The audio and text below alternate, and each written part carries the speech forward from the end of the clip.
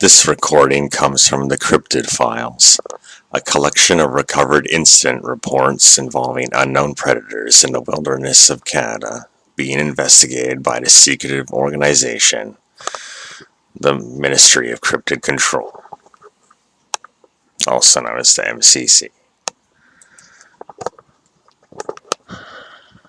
Case File 102, the Trail Cam.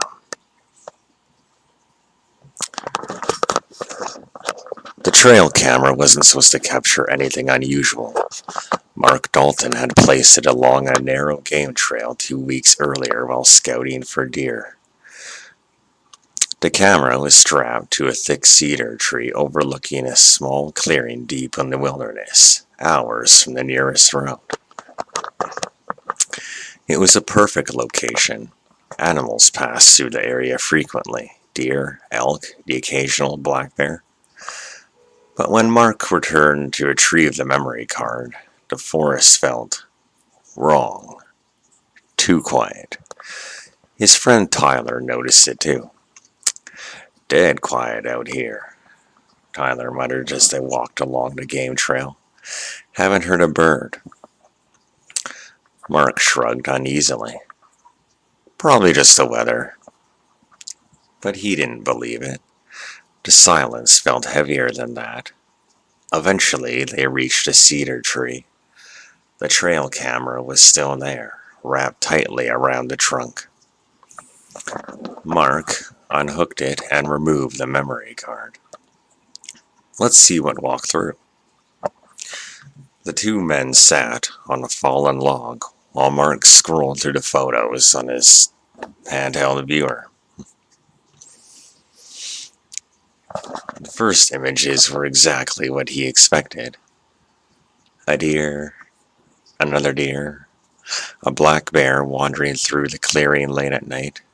Tyler grinned. "Nice spot." Mark nodded. Then the next photo appeared.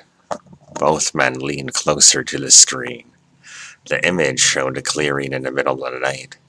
The infrared flash had turned everything ghostly white.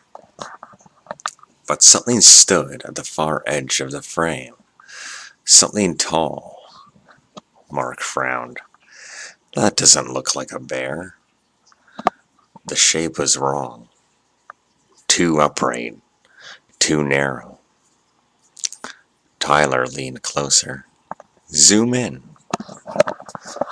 Mark enlarged the image.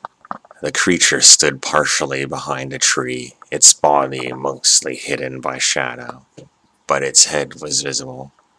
Long, reptilian, and its eyes were reflecting the infrared flash of the camera. Tyler's smile faded. "Why do the eyes look like that?" Mark stared silently. The pupils weren't round. They were thin, vertical, like a snake. Neither man spoke for several seconds. Finally, Tyler laughed nervously. "Probably just the camera glitching."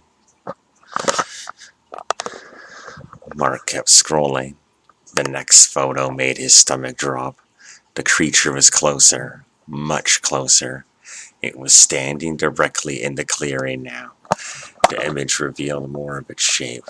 Thick scaled skin, long arms ending in curved claws, and a heavy tail trailing behind it. The head tilted slightly, as if it were studying the camera. "Okay," Tyler whispered. "That's not a bear." Mark continued scrolling. The next photo was worse. The creature was only a few feet away from the camera now. Its massive head filled most of the frame. Its mouth was slightly open, revealing rows of jagged teeth. And its eyes, those cold vertical pupils, stared directly into the lens. Tyler swallowed hard. "Dude, when was this taken?" Mark checked the timestamp. 3 nights ago. The next photo appeared. The clearing was empty. But something had changed. The camera was tilted slightly upward now, as if it had been bumped or moved. Tyler pointed at the screen. Scroll again. Mark hesitated before pressing a button. The final image appeared. Both men felt the blood drain from their faces. The camera had taken one last photograph before shutting off. But this time the creature was no longer in the clearing. It was directly in front of the camera, so close that only part of its face was visible.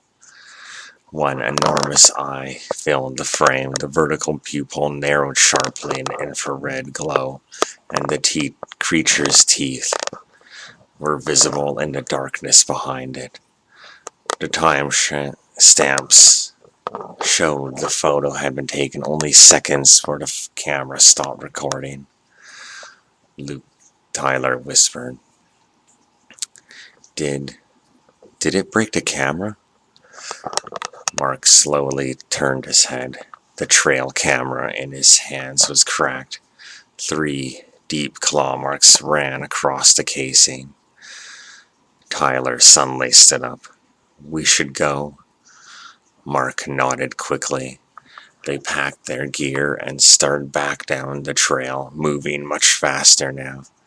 Neither of them spoke as they hurried through the forest. The silence followed them the entire way. When they finally reached the logging road, they climbed into Mark's truck and drove back towards town. Neither man noticed the dark shape standing motionless behind the trees, watching them leave. 2 days later, 2 black SUVs arrived at Mark's house.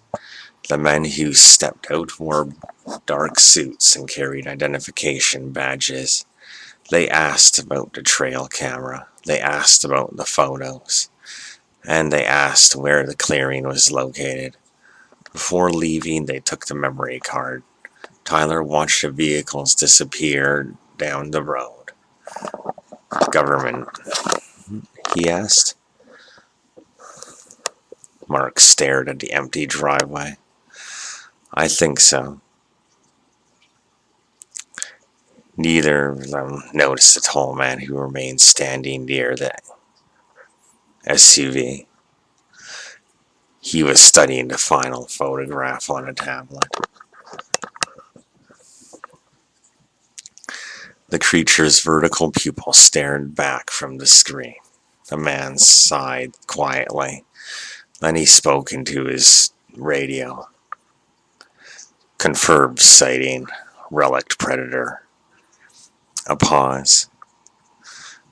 Then he added one final sentence.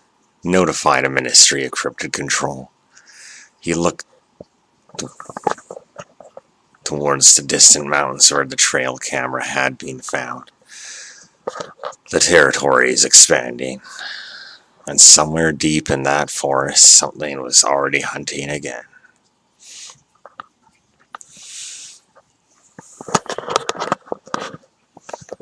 And remember, if you ever see eyes in the forest, make sure the pupils aren't vertical. Thank you for listening, and if you like eerie stories like this, and want to hear the continuation of the Cryptid Files, there's several more stories lined up. So, we're going to expand the lore a bit. We're going to basically be in more detail, so be sure to like, share, and subscribe.